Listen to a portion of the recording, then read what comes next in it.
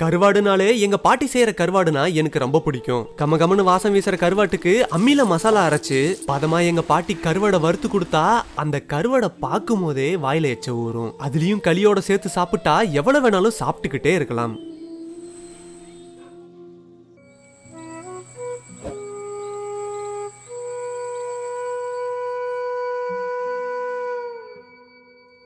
கருவாட்டு வறுவலுக்காக நாங்க சுமாரா 1/2 கிலோ இருக்க நெத்திலி கருவாடை பயன்படுத்திக்கிட்டோம்.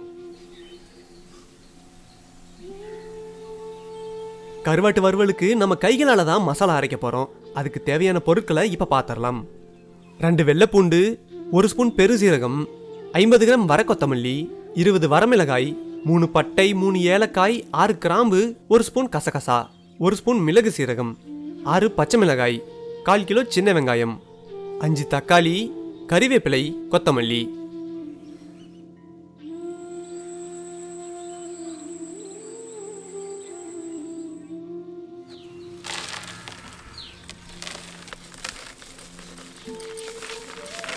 நெத்திலி கருவாட்டுல மணல் தூசி எல்லாம் நிறைய இருக்கும். அது எல்லாத்தையும் இப்ப முறத்துல போட்டு சுத்தமா புடைச்சு எடுத்துக்கலாம். இந்த நெத்திலி கருவாடை எங்க ஊர்ல குஞ்சு கருவாடுன்னு தான் சொல்லுவாங்க.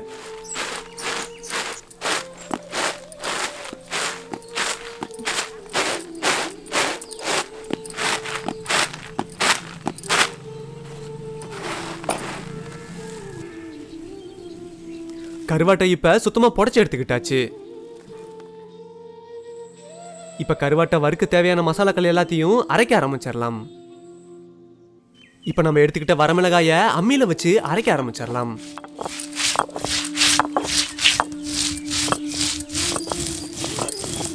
இப்ப வர கொத்தமல்லியையும் சேர்த்து நல்லா அரைக்க ஆரம்பிச்சிடலாம்.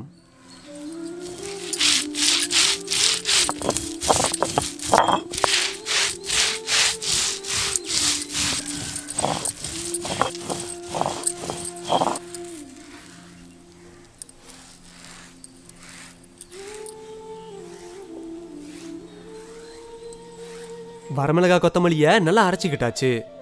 இப்ப ஏலக்காய், பட்டை, லவங்கம், கசகசா, மிளகு சீரகம், பெருஞ்சீரகம் இது எல்லாத்தையும் சேர்த்து நல்லா அரைக்க ஆரம்பிச்சிடலாம்.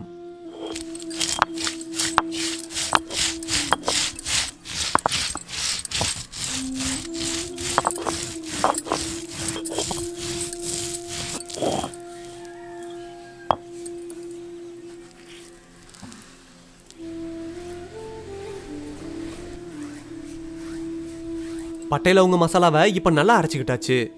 இப்ப வெள்ளை பூண்டை நல்லா அரைக்க ஆரம்பிச்சிடலாம்.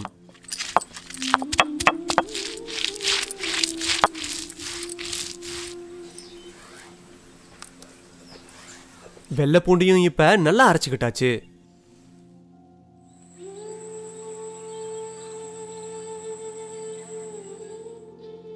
இப்ப கருவாட்டை கழுவுறதுக்காக கொஞ்சம் சுடுதண்ணியை வச்சு எடுத்துக்கலாம்.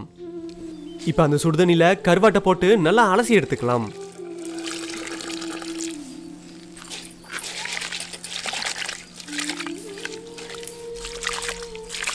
நம்ம முறத்துல புடைக்கும் போது வராத மணல் கூட சுடுதண்ணில போடும்போது தனியா பிரிஞ்சு வந்துடும்.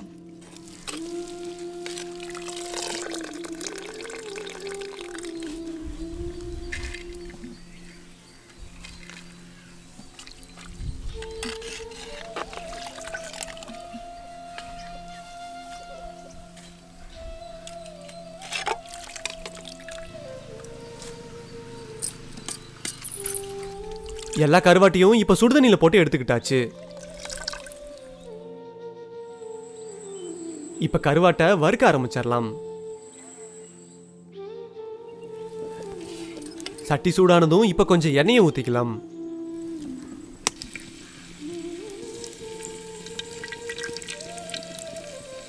எண்ணெய் நல்லா காஞ்சிருச்சு. இப்ப கொஞ்சம் சீரகத்தை சேர்த்துக்கலாம். இப்ப நம்ம எடுத்து வச்சிருந்த பச்சை மிளகாயை சேர்த்துக்கலாம்.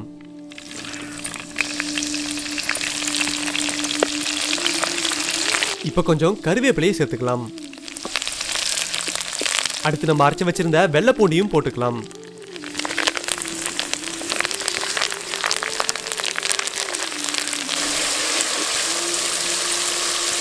அடுத்து நம்ம எடுத்து வச்சிருந்த சின்ன வெங்காயத்தையும் சேர்த்துக்கலாம்.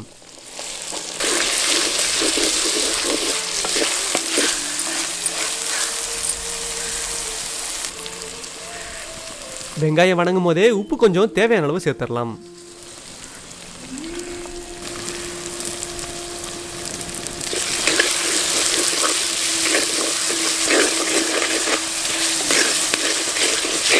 நம்ம சேர்த்துக்கிட்ட வெங்காயம் நல்லா வணங்கிருச்சு.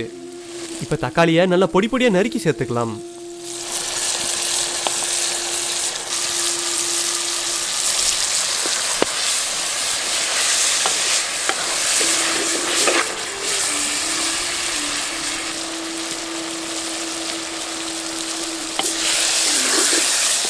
தக்காளி இப்போ நல்லா வணங்கிருச்சு. இப்போ நம்ம அரைச்சி வச்சிருந்த பட்டை லவங்க மசாலா, அரைச்சி வச்சிருந்த வரமிளகாய் கொத்தமல்லி ரெண்டையும் சேர்த்து இப்போ நல்லா கலக்கி விட்டுறலாம்.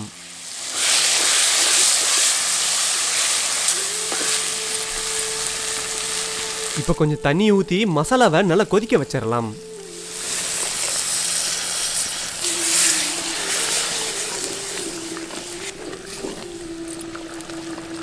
மசாலா இப்போ நல்லா கொதிக்க ஆரம்பிச்சிருச்சு. இப்போ கொஞ்சம் மஞ்சத்தூளை சேர்த்துக்கலாம்.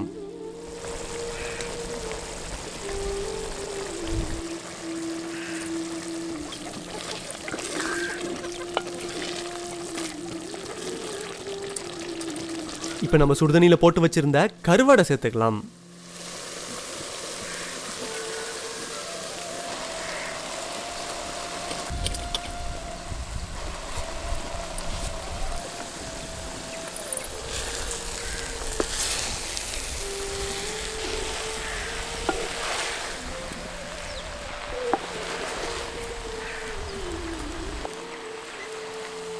கருவாட்டை இப்போ மசாலாவோட நல்லா கலக்கி விட்டுட்டு கொஞ்சம் தண்ணியை ஊற்றிக்கலாம்.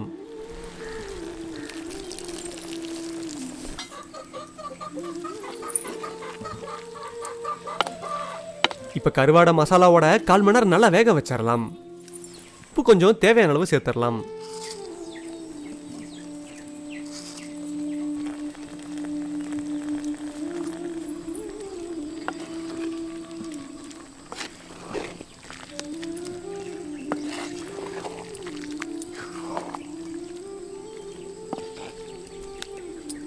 இப்போ கொஞ்சம் கொத்தமல்லி இலையை சேர்த்து இறக்கிடலாம்.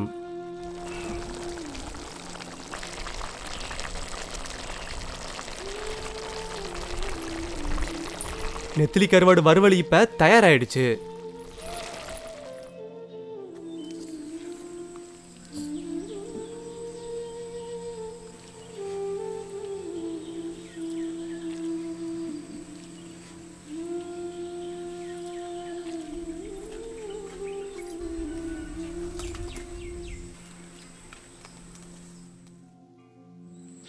நெத்திலி கருவாடோட சேர்த்து சாப்பிட்றதுக்கு இப்போ களியை கிண்டிக்கலாம்.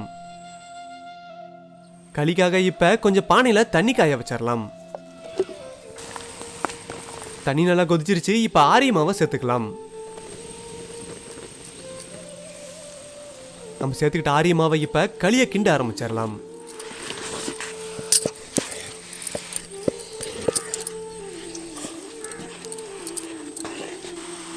களியை இப்போ நல்லா பதமாக கிண்டி எடுத்துக்கிட்டாச்சு.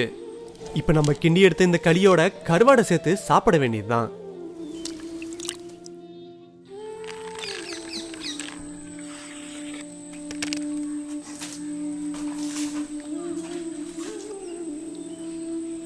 காட்டில் விவசாயத்தை முடிச்சுட்டு பசி நேரத்தில் இந்த நெத்திலி கருவாடும் களியும் சேர்த்து சாப்பிட்டா அவ்வளோ அருமையாக இருக்கும். மம்முட்டி பிடிச்ச கையால் களியையும் கருவாட்டையும் சேர்த்து சாப்பிடும் போது எவ்வளோ கவலை இருந்தாலும் மறந்தே போயிடும்.